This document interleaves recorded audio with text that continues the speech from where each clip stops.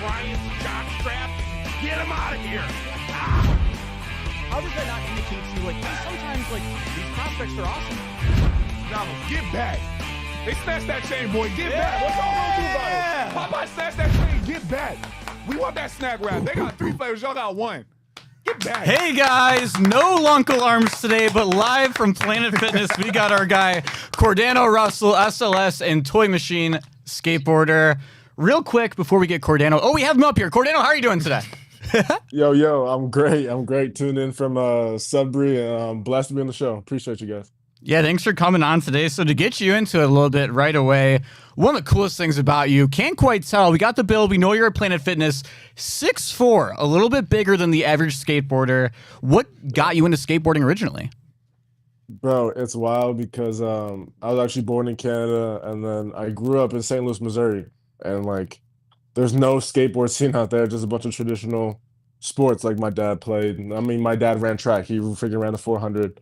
And then no, so I literally found a skateboard in a bush, and I just stepped on that joint, hit my head. I was like, "That, like, let's go," you know. And it was just like, it was always the one thing that like kind of like stuck. Like after me playing basketball for a little bit as a kid, always swimming, soccer, everything. Like I almost got into Pop Warner when I was a kid too, but skateboarding always stuck around with me.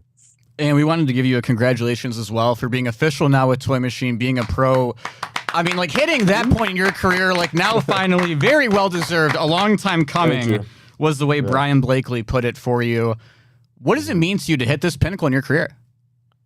It's wild because it's like every kid who skates, like you dream of 2 things. Like those 2 things is getting your name on a board and then getting your name on a shoe. And like having my name on a board, being able to possibly start another kid's journey, how mine started, to be like a part of their first ollie, a part of their first kickflip, and like they get to like, I don't know, like in a way like be a part of a new generation of skaters that like get to use my board. So like it's just like, it's crazy to even think about. I don't even think it still has even hit me yet. Like I haven't been home and saw my mom and like my dad and my sister and my brothers and any of like the homies, but it's just wild. It's just like truly an honor to be a part of a brand like Toy Machine that has like, who's been in the industry for like 30 plus years, you know. So well, we're excited, Cordano, to get you here in Cleveland. Street League skateboarding coming to the land on the North Coast Yard August 9th. We've got to ask you, what do you know about the city of Cleveland? How excited are you to get out here for this event? For sure. I mean, dude, I'm a big sports person. So, bro, when I think of Cleveland, I think of the LeBron James era at the Cavs. I think of Myles Garrett balling right now. And then I think of freaking Halle Berry, and like those are the 3 people who I think about. So it's like, man, like I can't wait to come to like that city of legends, and I've never been, so I'm stoked. It's a good pull. Cordano, I wanted to ask you, all right, because I got a limited skateboarding background, don't know the most. I'm a big guy like you. I'm about 6'6". I used to play basketball, but you know, a big thing that a lot of my friends and us used to do growing up on like Xbox 360, we were playing like Tony Hawk Pro Skater. So I want to know, like, did you play that at all growing up? And do you like, well, what can you tell me about any experiences with like skateboarding video games? Yeah, I mean, I actually was born in 04, so it's like I never really played Tony Hawk Pro Skater. Like I've always heard about it. I kind of grew up in like the era of like Skate 3. Okay. So it's like I would like go to a random homie's house and they'll have Skate 3, and I'll be so hyped because like I've never really had like a console or anything. So it's like played Skate 3, I got super stoked on it, and then like started doing some wild tricks. It's just like, man, like freaking, what if I can do that on a skateboard? Like freaking, that'll be cool, you know? So sure, man. So Cordano, I have a massive hockey background, so I'm a big Canada guy. I got a couple of quick hitters about Canada for you here, if you'll play along. Hit me. Okay. Favorite Drake song? Favorite Drake song? Oh my gosh. One Dance. Ooh, okay. What's your go-to Tim's order? Ooh. Double stack farmer's wrap, 10-piece assorted Timbits, birthday cake, sour cream glaze and chocolate, and a medium ice cap. The Timbits, how about that? Gotta love the Timbits call. Ketchup chips, smash or pass? Pass for sure. 3 for 3. Would you rather fight 1 goose-sized beaver or 5 beaver-sized gooses? Geese. Geese is the way to say that. I'll fight a beaver. Okay, toque or beanie? Oh, beanie. Okay, and then last one for your favorite province to visit. Calgary. Not That's bad. awesome. Cordano, obviously, we're excited to have you up here in Cleveland, part of MGK Day weekend. Yes, Do you think sir. we can get a link up in with you and MGK at some point here while you're in Cleveland? 100%. MGK's agent is my agent, so we're going to be doing some cool content for sure. And then question for you. I'm not too familiar with the overall drip that you get as a skateboarder, but massive fan of the headband. Is the headband going to be a more permanent fixture going forward? Yeah, it's going to be for sure a more permanent fixture. You know, it's like I've always like was inspired by like seeing LeBron wearing his headband out of high school, and like I was like, man, like that would be so sick if like I brought the headband to skateboarding. So it's been like my overall contest look, you know. So when I'm in events, I always got all the different types of headbands, and it also keeps the sweat out of my eyes, which is very practical too, because I sweat like a dog. So any chance you go pink headband to keep with the MGK theme? ooh, pink headband. I got a couple of them. We'll see if the fit allows it. We'll see. Cordano, we'll see. First off, so much respect for the LeBron glaze on the show so far. All right. Oh, you know, yeah. It means man, so much always, to me bro. personally hearing that from you, man. But I was telling you a little bit pre-show about how I looked up some of your huddle highlights. I saw you destroying some dudes on the gridiron, man. Talk about your days playing football. Who would you kind of compare yourself to? It had you listed on there as a tight end, defensive end, but like, what kind of player comp would you give yourself? Yeah. I mean, like my favorite position to play in high school was freaking middle linebacker. So it's like, I mean, I would kind of relate myself to like a Fred Warner or something like that. Both of them have the very similar build, a similar aggression, and then also just like the field IQ. I used to love just freaking destroying a freaking running back coming down the gap. Took a couple kids to the freaking ER real quick, and then it was fun while it lasted. Dude, the Browns are down like 3 linebackers right now, so when you're in town, pack your bags. Pack your bags. Bring your stuff. Take me to a training camp. Take me to a training camp. I'll be so happy to do a day in a life like that. That'll be awesome.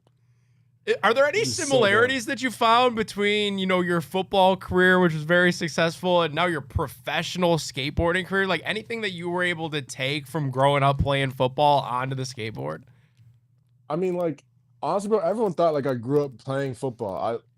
My first time I ever played football was in high school. That was my first time playing. I'm just like very naturally physical, naturally aggressive. So it's like I feel like it wasn't even the physical piece. It was more of like the consistency piece that football teaches you. Like you learn, you have a goal. Friday night is the game, and Monday, Tuesday, Wednesday, Thursday, you're learning plays for that team. So it's like I took the work ethic and the consistency that football taught me, and I applied it to skateboarding. It's like, man, like there's an event on Friday. I want to learn some new tricks. Like you don't have to perfect the trick on Monday. You don't get to perfect it on Tuesday. You don't perfect it on Wednesday or Thursday.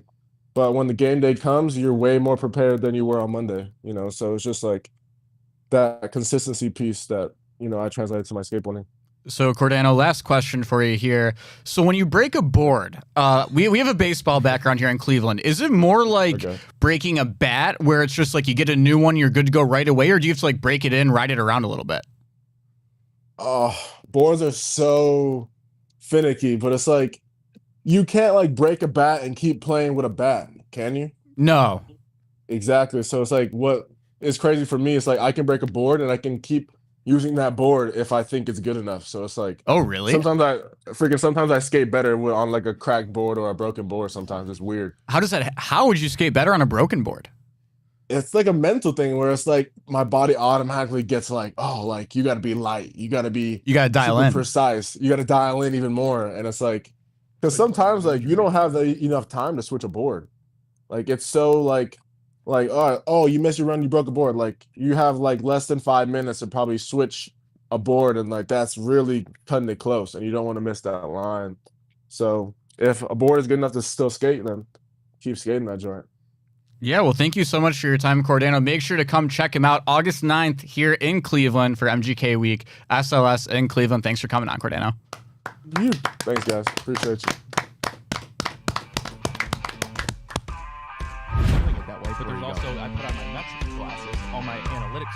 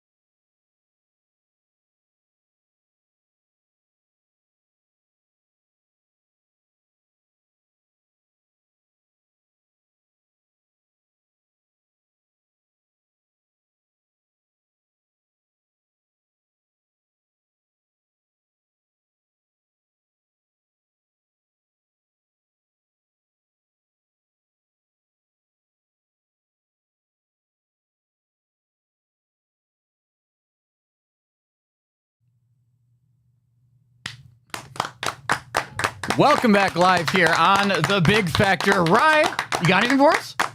What's that? You got anything for us? Oh, I sure do, guys. That was an awesome interview, but we got to tell you about Fairway Ford. Fairway Ford is the biggest Ford dealership in the state of Ohio. They have the largest selection of Ford F-150s and Super Duty trucks, and they won't be beat on price by any other Ford dealers. Don't let a short drive to Canfield prevent you from saving literally thousands of dollars on your new dream vehicle. The Fairway Ford summer sale still going on. Over 500 vehicles on stock in their lot. Guys, you can go there, find your dream vehicle, and save thousands of dollars while you do it. Fairway Ford, the largest inventory of new trucks, the lowest pricing, and same hometown level of service. Scan the QR code now or go give their website a visit. That's fairwayfordohio.com, fairwayfordohio.com. So, guys, Emmanuel Clase has been placed on leave alongside Luis Ortiz in relation to the same possible betting scandal. Early thoughts? Nick, we're still getting everything going on here. This sucks. That's kind of my early thought. There's not a whole lot to say here. Obviously, it's innocent until proven guilty. Is the thing here. But the other thing here is, while you are innocent until proven guilty, you also ain't pitching for the next, at least month while the MLB continues to do this investigation on Ortiz and Clase. There's so many details that we can jump into on this because these guys, are accused of doing pretty much the same exact thing. Their lockers were right next to each other, and the ramifications of this can run pretty deep when you're talking about, a potential suspension or even lifetime ban if he's found of, gambling or doing something nefarious. You're talking about, Luis Ortiz, it was like, okay, like starting pitcher, or you're in the ilk of Jonte Porter and some of these other guys that have gotten, suspended and stuff. But like Emmanuel Clase, like this is the best closer in baseball we're talking about. It obviously hits home here in Cleveland because this is where we live, but man, could there be some big time fallout because of this? Yeah, the timing of something like this is never going to be good. If this happened in December, this would have been an issue. But there's nothing worse than when the Tigers are starting to fall off a bit, lose some of their confidence. Probably the biggest name that could have helped their lineup at the deadline, they injured last night in Eugenio Suarez. So, like, things are looking up. Like, you're starting to get back into it a little bit. You're climbing. You're right there in the wild card race. And then, boom, this comes in. And, Zach Bryan, pink skies, the kids were in town for a funeral last night. We all know that with how the game ended with the Rockies. But if that was the physical ending to the season, like the emotional ending came when that news came down yesterday. And Nick, the thing you hit on, like Luis Ortiz, you're making $700,000 a year. Like I get that. Like maybe you. Well, no, I mean, Still but like a lot that's of money. No, it's a shit ton of money, but like it's not generational beyond changing money for where he's at. Like Emmanuel Clase is going to be making north of $50 million in his major league career. What the hell are you betting on? That's why I think the fans that are really upset have a point to be really upset, because this is a guy in Emmanuel Clase, one of the very few people that the Guardians organization has taken care of, and like has committed for them big time dollars to, and they did that pretty tremendously early in Clase's career. I believe he had pitched one full season with the big club after that Corey Kluber trade when they decided to give him that big extension. And he's still under that big extension, and he still has a ton of club control. And we talk about like the ramifications that come of this. Like this was arguably the team's most valuable trade chip that now you're certainly not moving off of him this year. And even if nothing is to come of this, which I have a very hard time believing, but even if nothing does come of this, like what, the MLB is just going to issue a my bad? And it's like, well, okay, my bad. That doesn't replace all of the wins that I just missed out on because I didn't have Clase on the field. That doesn't miss out on all the prospects that I could have gotten back if I decided to trade this dude on Thursday. Like, this situation just sucks. Put it this way.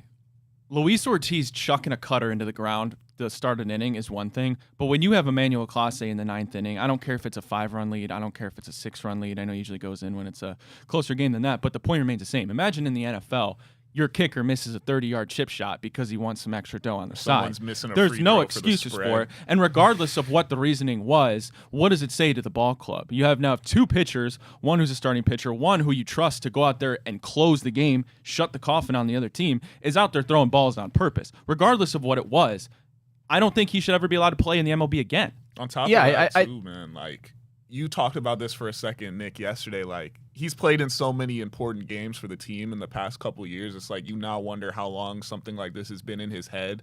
And maybe now your team, like, one, I don't know if you're a teammate, how you could ever trust either of them to play with them again. Like, you're someone who goes to war with us every day. I'm putting my all day. I don't see my kids so many times because of this. And you guys are throwing it all away. You already made, you said $50 million, and you're willing to throw it away for maybe a couple extra thousand in your pocket here and there, and to throw games. Super Bush League. I mean, I think throwing games is going a little bit too far with it. I don't want to put those words out there yet. I mean, Emmanuel Clase has a 1.10 ERA since May 1st, so like it's not like the guy's going out there and just blowing games left and right. Like, he's pitching at a well above elite level of baseball currently. And Nick, you talked about it. Like, they've invested $20 million in Emmanuel Clase already post 30 years old. When was the last time the Guardians this far ahead of time committed over $10 million to a relief pitcher past 30 years old? Like, clearly they have faith in the guy and loved what he was bringing. Like, why do you do it? And you're right, Ryan. The thing you did hit on, though, is like the trust in the locker room. That's what I think is forever broken, because even if you do have a 1.10 ERA coming off post this, like, you can't justify that at all. Like, it's so sad, because like the team looked like they were getting back into it. Things are starting to go right. Like, you can't do shit like this. Like, it's just embarrassing. And like,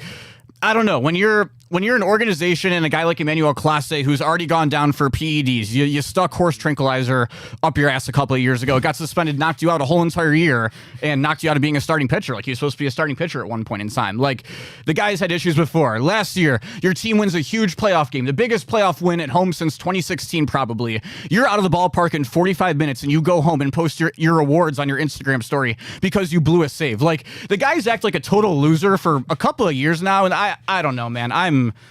I'm pissed off with him. You're not wrong. Who he is, he's selfish. You're not wrong. Like, I know I'm not wrong, dude. I mean, it's happened. He has 3 strikes now. Go back to last year, you sucked in the playoffs. You were the reason they lost a couple games. Yep. And then to start the season, you were stinky as well. You didn't start the season off well. And then now to have this come out that you were throwing pitches into the dirt, I don't care if it didn't affect the outcome of the game. And to be fair, there's no way to tell it didn't. Because who's to say a 1-0 count doesn't completely shift the at-bat? I mean, Joey and Rob, we had that bet last week. We were talking about the Nerfy with Logan Allen. There's the ball on the outside becomes a ball. Guy gets on base. Like, and one here's the pitch thing. can change anything. If you're talented enough and have the privilege to go play any sport at a major league level what are you and doing? make generational wealth while doing it, I don't care what the situation is. You're a grown-ass man. And to throw not only your team under the bus, but the fans. The reason that you're getting paid billions of dollars is because people are willing to spend their time and money to watch you, and you're abusing that privilege. It's just like abusing anything else. You know, the wildest at the end thing, of the day, too? should never pitch again. It's that simple. They can literally bet on any other fucking sport and not get in trouble. That's the thing that throws me off all the way. Is like, you can control any other sport. I know, but like, why do you need to control? I mean, like, if you're making that much money, what are you doing? I think they're smarter than the system. And Nick, you talked about this too. A lot of people, we're talking about just first ball strikes bets, but that could affect other people. Like, if you bet on him to do literally anything else, and now he's purposely like sacrificing a pitch, that is in turn like sacrificing probably a bunch of money for all these people over certain games. Call it what it is. I mean, it's fraud, and there's going to be a federal investigation that takes the same way that we just lived through all of this with Shohei Ohtani. Like, this dates back, decades. They were trying to get shoeless Joe Jackson on this forever. And now there's going to be a federal investigation, because say you were somebody that was watching the game at home, had a couple pops with your buddies, and Clase is coming out for the 9th inning, and you guys all decide you're going to go in to try to get some pizzas on Emmanuel Clase is going to throw the first pitch of the game and it's a strike, and you see him throw it in the other batter's box. Like, that is a textbook definition of fraud, especially if he's doing that intentionally with people on the other side of that bet. And we're going to continue to repeat, innocent until proven guilty. The evidence is pretty damning. It ain't looking good. And if what is being accused of is true, he should never play in the major leagues again. It is that simple. And the same has been said and will continue to be said as long as this investigation takes it's time, and I understand why, for Luis Ortiz. Like, these guys just don't have a place in pro sports. It's so selfish. So selfish. For the people, too, that want to be like, well, you legalize sports gambling. This is morons. What you get. You've got sports book logos all in the outfield. What'd you think? You said it best yesterday. okay, there's also a Truly logo in the outfield, and Jose Ramirez doesn't come up to the plate plastered because he saw a Truly logo on the outfield wall. He ain't buying Union Home Mortgage during the game either. Yeah, you know? Right. He's not. He doesn't have a mortgage company on the phone in the dugout because there's a banner in the outfield. Like that has nothing to do with it. That is like one of the dumbest arguments of all time that people say that shit. It helps us govern this because now that the leagues and the teams have these partnerships with the sports books, like they're able to get this information quickly. Like this all happened within the year, and we know, and we're able to launch an investigation right away. I found it interesting. Zach Meisel at The Athletic put out an article that said the team was not necessarily surprised by the Emmanuel Clase news. In fact, they knew. And maybe that's why we saw so much of Clase these last couple of days, because they knew that something was coming down the pipe. And that bears questioning. If you knew about this and you were continuing to put him out there, how much should the organization be held accountable for what took place? I mean, it's just kind of objectively hilarious. If you look at the way he was used Saturday, like you give up the walk-off in the first game, and like I sent out a text jokingly like, oh, let's just run Clase back out tonight. Like, what the hell is the worst that can happen? He blows it again, right? Like, you got to think they know, and they're like, hey, we might only have 2 more days of this guy who throws 95 on his cutter and 92 on his slider, 98 on his cutter.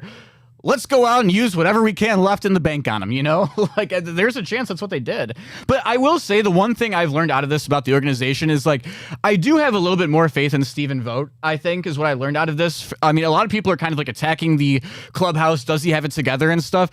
I think the way that the team competed yesterday, and I know they played a very shitty baseball team, and I know they had a bad ending, and the bullpen wasn't amazing and stuff, but the way they came out dead as hell, fought back a little bit, like knowing everything that's going on. It gives me a little bit that Voter still has something going on with those guys, and that there are guys on that team who are still going to fight, even if they're not the most talented guys in the world. So here's where things are going to get weird, and we've got to talk about this.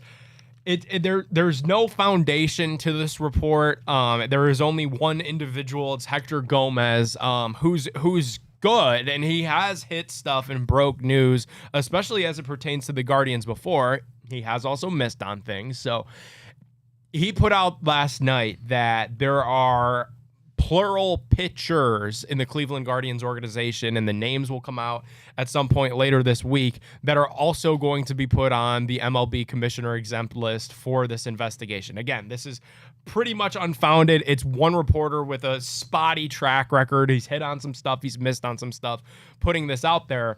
Last night, that came off the heels of the Guardians as an organization released their statement about Emmanuel Clase, pretty much saying that they're not allowed to comment because it is an ongoing investigation.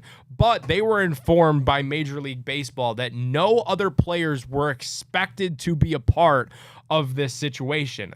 So they put that statement out during the day. Hector Gomez has his report come out at night saying that more guys could go down for this. Like, if this turns to be a bigger thing and Hector Gomez was right and other guys start to go down for this Emmanuel Clase thing, then you do have to look at the organization, because it's like, whoa, well, wait a minute. You guys just told us that nobody else was going to be impacted by this, and now all of a sudden there's multiple other pitchers on the staff that are involved. Like, that's where things get, wow, you're sitting down for 60 minutes and then there's going to be a full thing recorded about this. What I will say, I can't confirm his reports. Matt Festa will be banned for gambling. What I will say is anything Hector Gomez says, I will take with the smallest grain of salt possible. But with that being said, if this does end up being true, what he reported, and there are more pitchers, you will see me in the front row with season tickets at every Cleveland Rockers game for the eternity of their run back in the WNBA, and I will not go to one more Cleveland baseball game ever again if this is the case and there are more than 2 pitchers involved in this scenario. Here's the worst part. You have the Astros who are cheating to win pennants in World Series. You have Guardians players who are cheating to pay a bar tab. That's the worst part. Or to about hit this the whole strip club or something, man. The one thing I'll say about the Hector Gomez report, and our guy, Lamole Framo's eyebrow was the first to put this out, but I kind of just media literacy 101, like it was the first thing that ran through my head as well.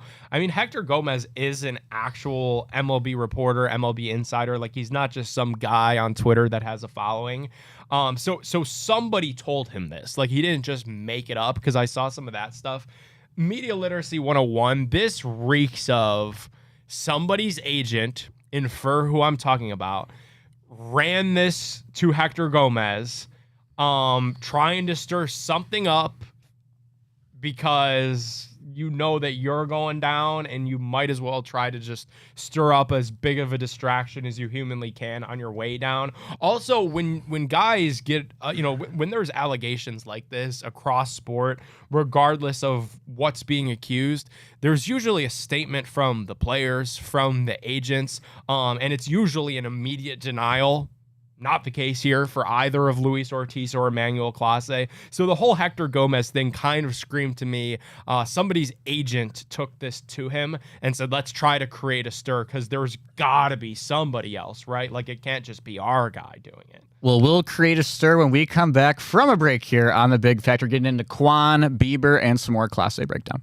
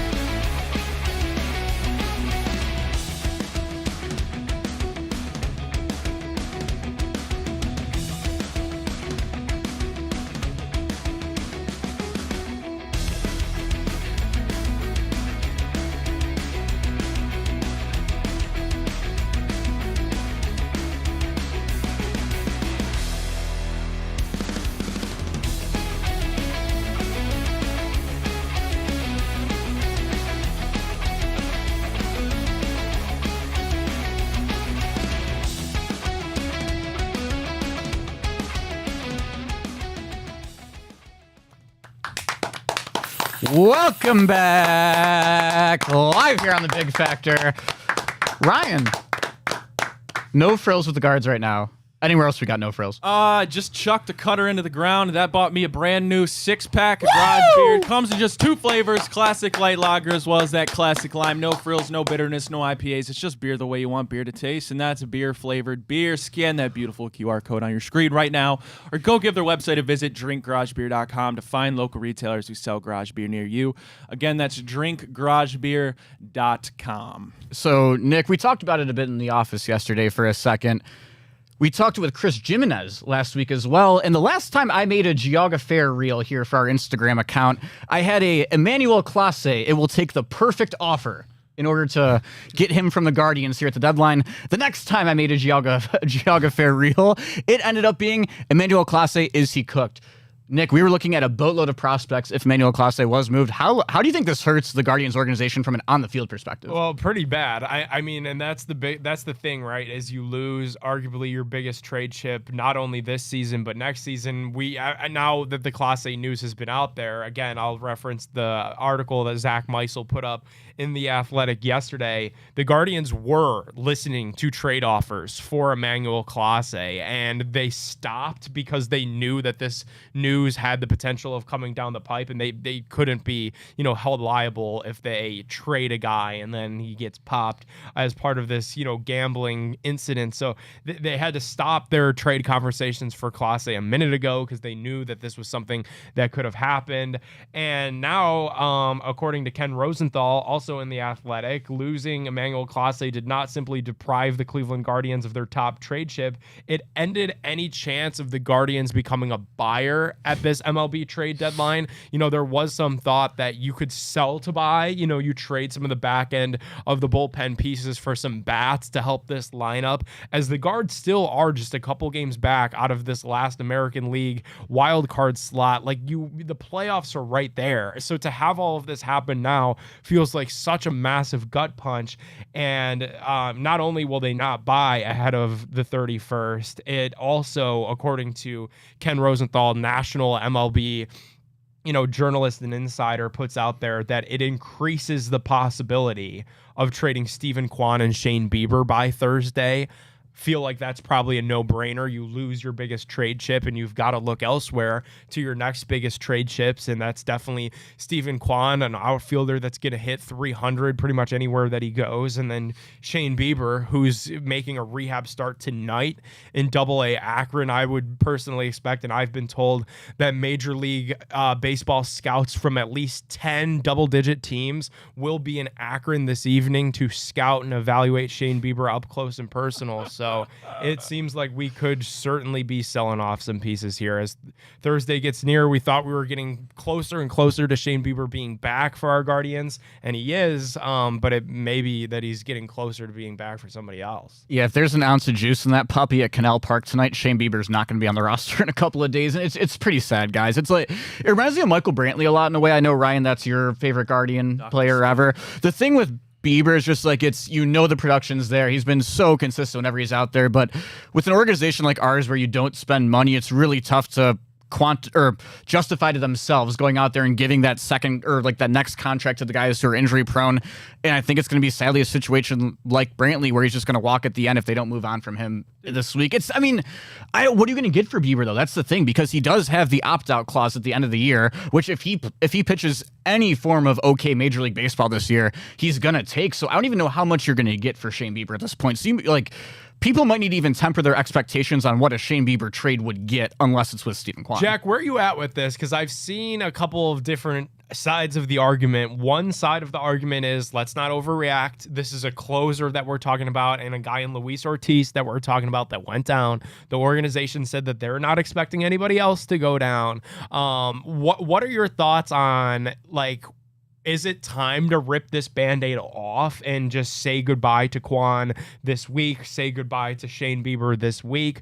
Or are you of the belief that it's just two dudes that went down, isolated incident? The playoffs still are just literally games away. Like, if you could put together a couple of wins here, you'd be back in the wild card picture. You really are in the wild card picture, but you'd be back in a wild card slot. Or is it time to just say goodbye to that because of all of this and just...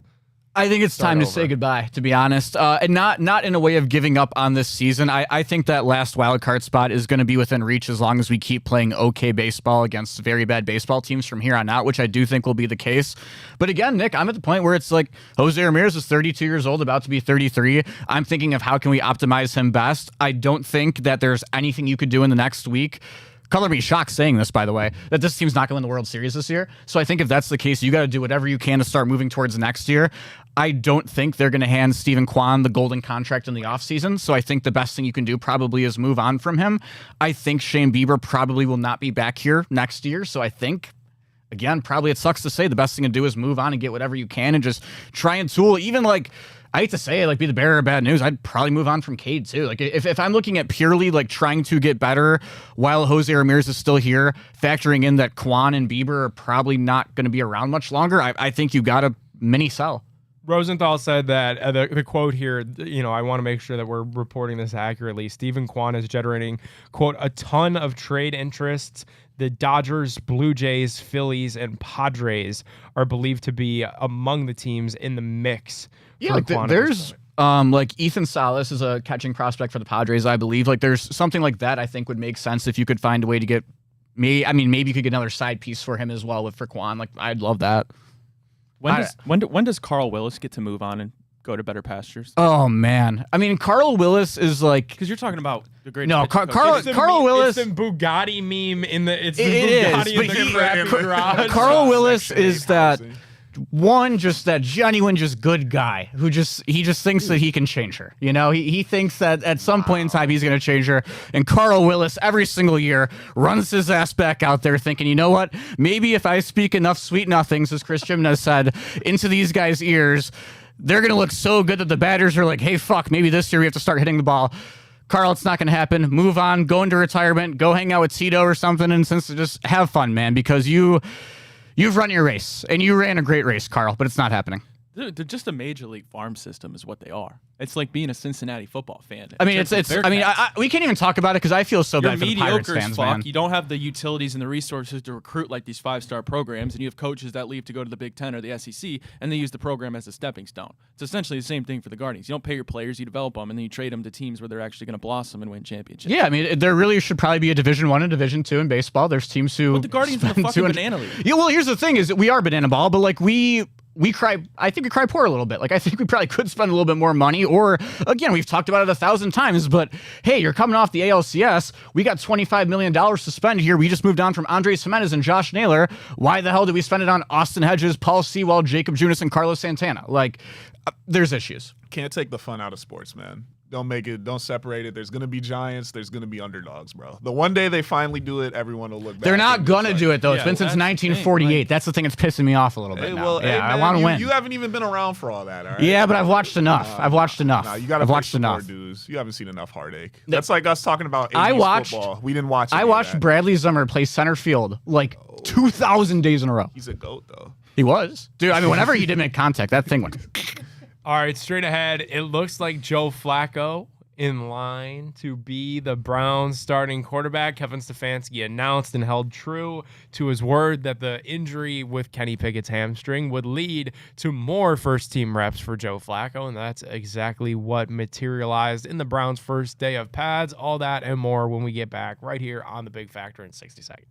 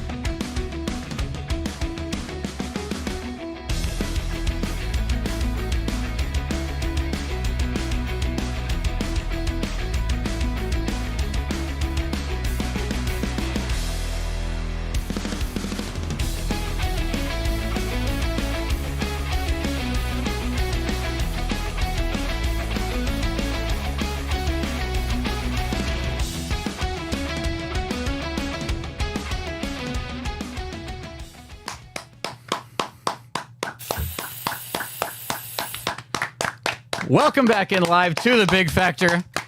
Joe Flacco taking the reins. Kenny Pickett down, hamstring injury. Ryan, what say you? Geauga County Fair is what I say. Yeah, the 202nd annual Geauga County Fair this Thursday, August 28th through Monday, September 1st. You guys hear us talk to you about it every single day on the program, and the way to get your tickets, the way to get all of that great fair food, the way to see Jack thousands? of animals. JeaugaFair.com. Children 6 and under get in for free. That's my favorite 4-letter F word, free. And you could get your tickets now, JeaugaFair.com. Love that one. Ride tickets on sale as well, JeaugaFair.com. Come hang out with us. Factor crew will be out there. Spend your Labor Day weekend at the great Geauga County Fair. Can I hear that one more time? Can we get another free? Free. It's like the John Carroll 3-point 4-3. 4-3. Okay, right. so now back into sports after that.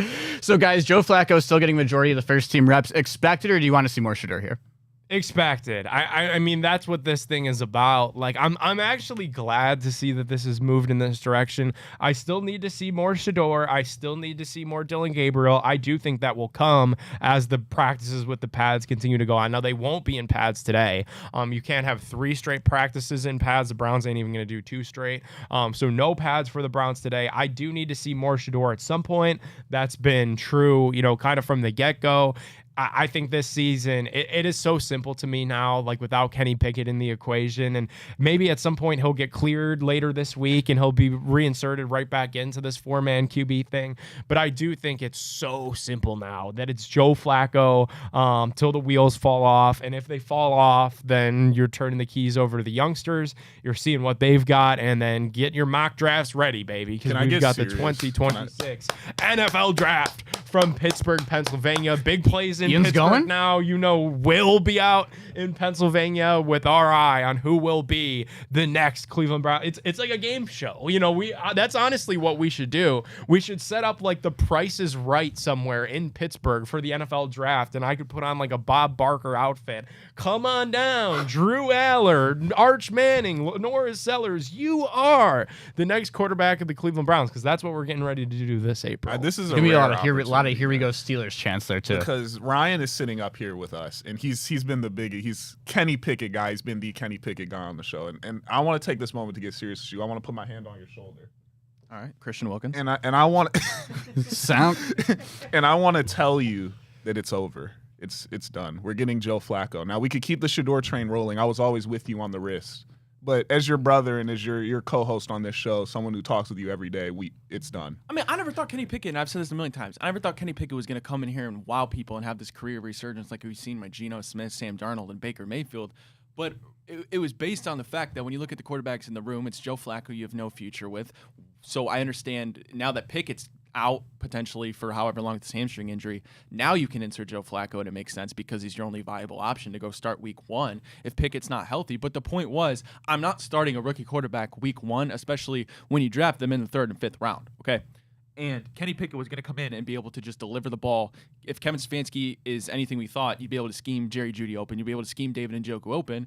And like similar when we saw a quarterback play from Jameis Winston and other people, as long as you can get the ball in space to these receivers, they're talented enough. We saw David Njoku blossom into a top 5 tight end when he was with Joe Flacco. You saw Amari Cooper break Brown's records when Joe Flacco was throwing him the ball. Now, I'm not saying Kenny Pickett has the arm strength of a Joe Flacco, but if anything, you can scheme across the middle, and if he doesn't turn the ball over and you're running the ball 30 times a game, which I thought was going to be the case with Quinshon Judkins, but he can't keep his hand off a woman, that sucks. But I thought Kenny Pickett was going to be that guy that you can just kind of bridge that gap, and now it's unfortunate you're going to have to start Joe Flacco, which is fine, but at the end of the day... I think you're Well, going I to think be Kenny, upset, though, too, like, even if Kenny had a good year, theoretically, like, he would have played himself out of being fine. back Trade anyways. his ass. I don't give a fuck. Listen... But Flacco's better. This is something I saw interesting development, kind of taking it off the quarterback for a second. I saw Route God at practice, and I saw highlights of Deontay Johnson running routes. Deontay Johnson is actually so tough. I've been on this, bro. He's just a head case. I've been on this. Flacco at the Q. Real man beater. We're gonna have Johnson, Judy. We're gonna put Floria in the slot. With my boy Njoku at tight end, we won't have a running game, so we're just gonna have Samson out there as a receiving threat out of the backfield. And Joe Flacco is actually about to fry for 6 games until he has that 8 interception game, and then the sky's gonna fall. But we're actually about to have an explosive offense out of nowhere, bro. But that is God tier rage, babe. That's what sucks. Is you have the We have worst been running back hoodwinked. room probably in the entire NFL, as long as yeah. Quinshon Judkins isn't in that room. And what's the one piece you really want to have if you have a rookie quarterback going in there? You got to be able to run the damn ball. That's what you have to do with a rookie quarterback. I'm saying like Joe Flacco's gonna win like AFC Offensive Player of the Week one of them weeks. Like it's about. No, to he will be- get one it's cool one. about It'll to be in London. insane. It'll be in London. That's what it'll be. It'll be just like the random we're Joe gonna- Flacco We're gonna game. be like saying we need to re-sign Deontay Johnson regardless. Like if No, if we're they not. could- That's not so. going to happen. If they could, He's been on just- 6 dude, teams his routes- since last his season. routes, and he's been on teams with good receivers. He's We young as have hell have still. none. Not that And old. Joe Flacco could throw to people who could get open. And this kid, if we actually run him, he could get open. Trust, bro. absolutely. Him and Jerry Jeudy could route some stuff. I was seeing beautiful tape at practice. Beautiful, bro. Trust. It's possible. Ryan, I'm not going to put my hand on your shoulder because I can't reach as far as Rob can. I don't think that it's over for Kenny Pickett. This is the Cleveland Browns. I don't either. This is the Cleveland Browns that we're talking about here. As long as he could get healthy and heal up by preseason game 1, which is August 8th, about a little bit over a week from now, like he's gonna have some opportunity to continue to. It's like the meme of like the Grim Reaper knocking on the doors. Like Kenny Pickett's next team is the Browns, and he's gonna be knocking on that door. Have they named the grade yet of the strain? No. I don't No, believe he so. never did. Which Okay. I need to know because if it's a bad strain, he's got to miss a couple weeks. I think that just really sets him behind, regardless of the veteran status. Like you're still new here, so if it's one of those things where it's a week, you still don't want to miss a week of practice. It's a lot of time for any sport to have to sit out and miss a week of practice, especially in like the build up right before the season starts. So obviously we're hoping Kenny gets healthy, but if it is a slightly more extent, I'm saying like anything over like in that 2 to 3 week range, you could see that heavily affect him being in that first like even like top 2 to 3 quarterbacks that play coming. It would be fun if he got healthy, wouldn't it be? Because like I think the one thing that we're kind of sleeping on is if Kenny Pickett gets in there in the preseason and does well. Same with Joe Flacco. Like I imagine Joe Flacco is probably going to play like a series at most in maybe 2 of the 3 preseason games. Like you're not going to see a lot of Flacco because that's a known commodity. You know what you're getting when he suits up and goes on the field. But like if Flacco continues to look good like he has and probably gives the Browns the best chance to win, but then Kenny Pickett does get healthy and gets on the field during a preseason game, and then